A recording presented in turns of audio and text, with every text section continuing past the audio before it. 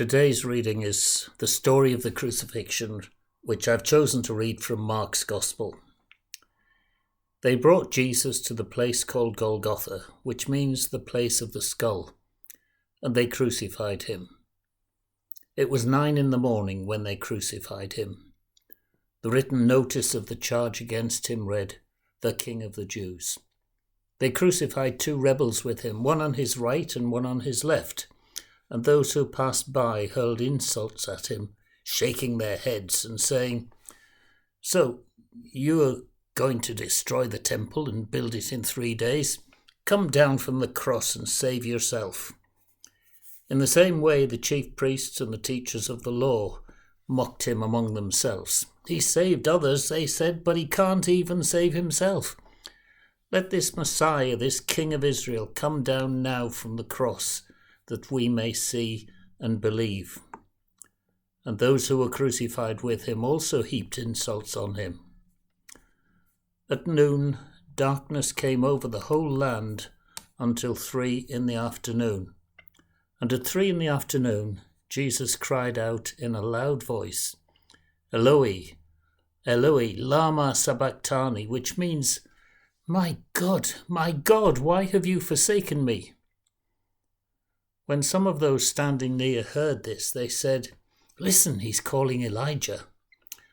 Someone ran and they filled a sponge with wine vinegar and put it on a stick and offered it to Jesus to drink. "Now leave him alone. Let's see if Elijah comes to take him down," they said. And with a loud cry, Jesus breathed his last.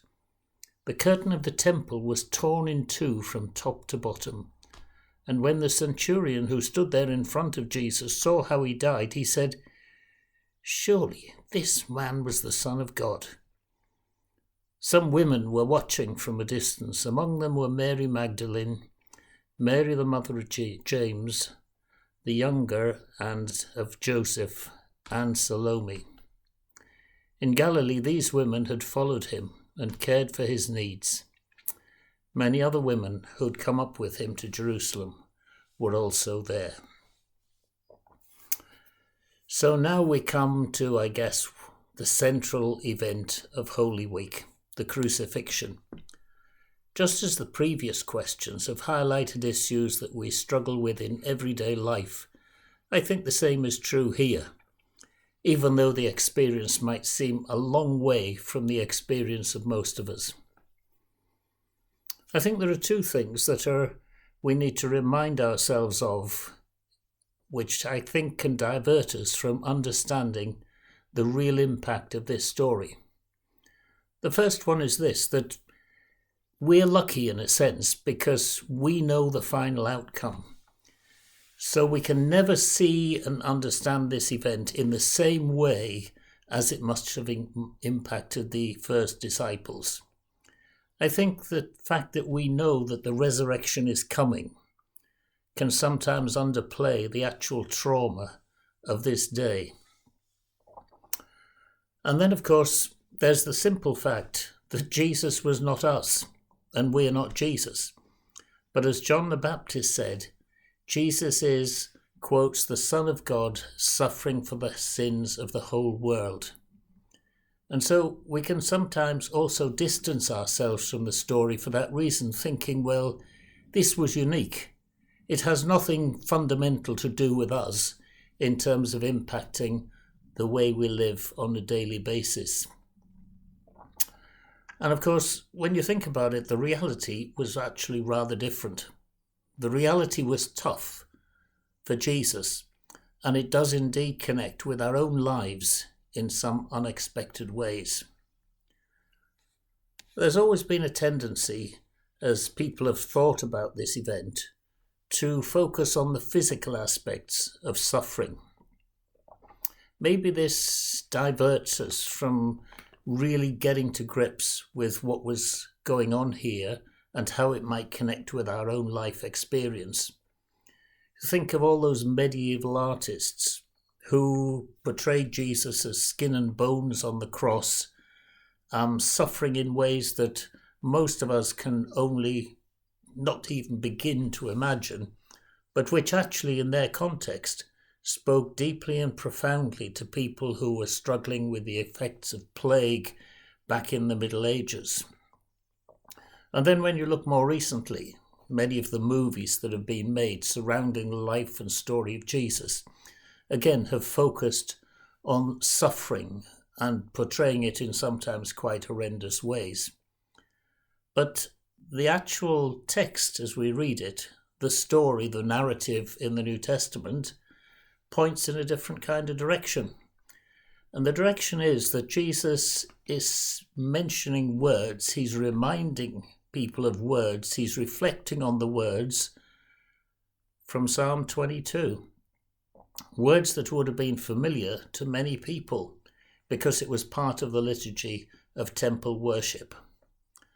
And the very fact that when Jesus says, "My God, why are you forsaking me?" is a quotation from Psalm 22, that very fact that it was a liturgical prayer draws our attention to the fact that it's meant to connect with our experience of everyday life, because, of course, that's what liturgy does.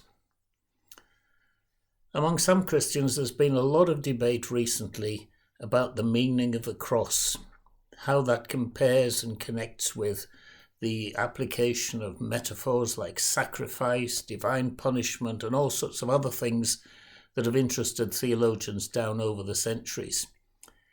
It's quite interesting to notice that none of that, absolutely, totally none of that is mentioned in any of the gospel stories. Instead, they latch on to this connection with Psalm 22.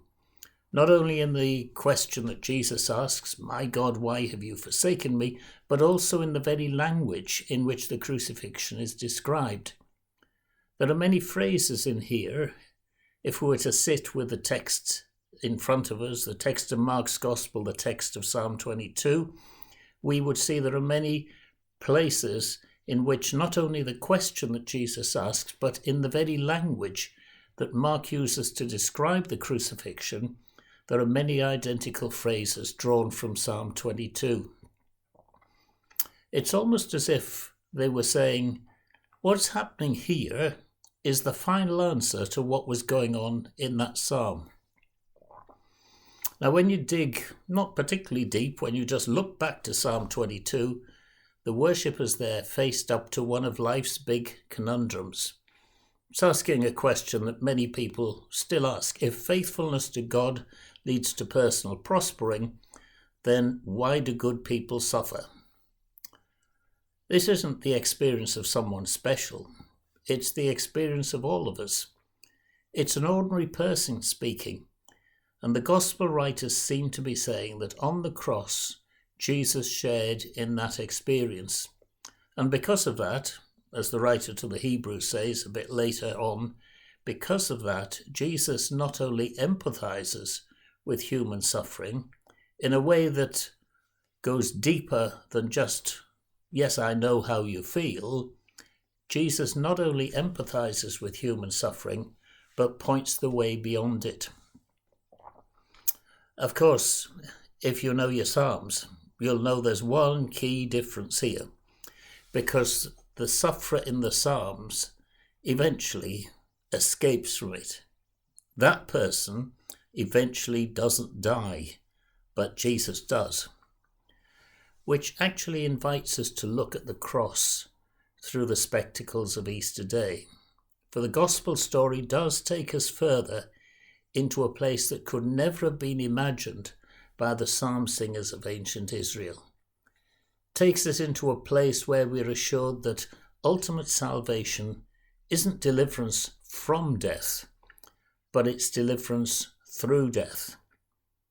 And when you think about it, that is really good news for people today. We don't like to talk about death, of course, but it's something we will all come to. Of course, there are other threads running through this story, or more precisely, through the way in which we often think about it. A couple of things here that I want to mention. I suppose it does raise the question of who exactly do we think God is? I mean, what do we think God is about?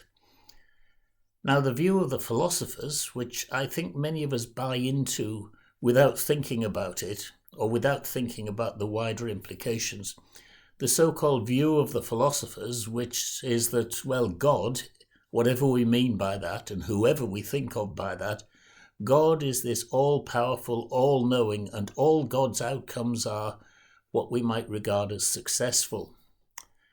There's a great temptation to adopt this as a Christian view of God.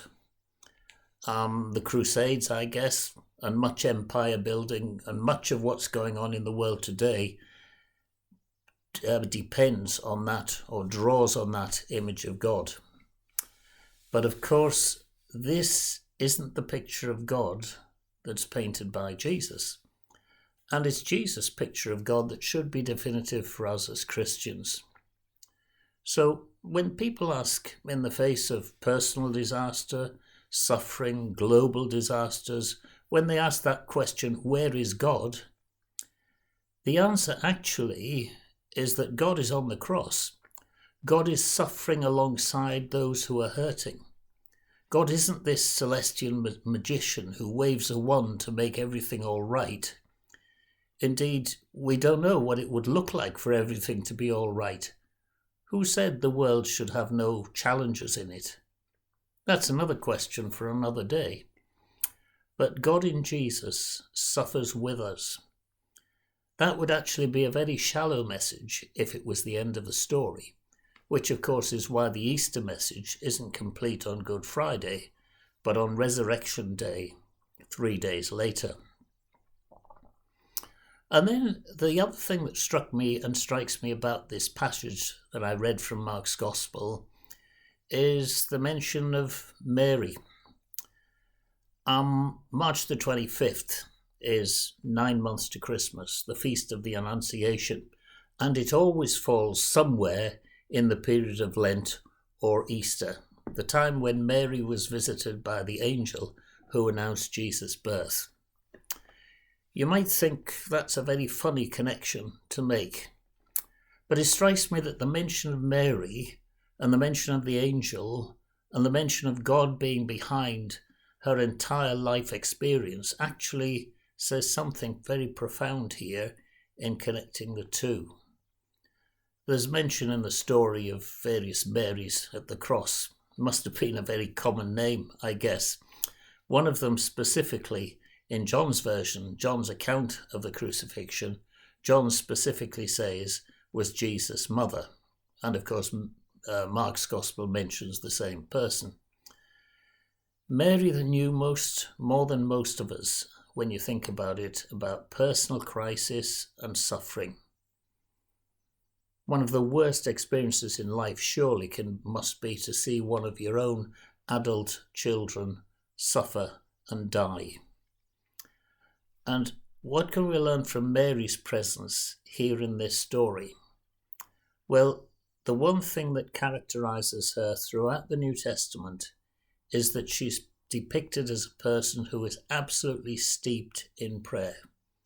The story of the Annunciation leads to the Magnificat, which is a prayer of magnificence, celebrating God's love and God's openness to the world in ways that frankly still ranks as one of the great poetic expressions of world history.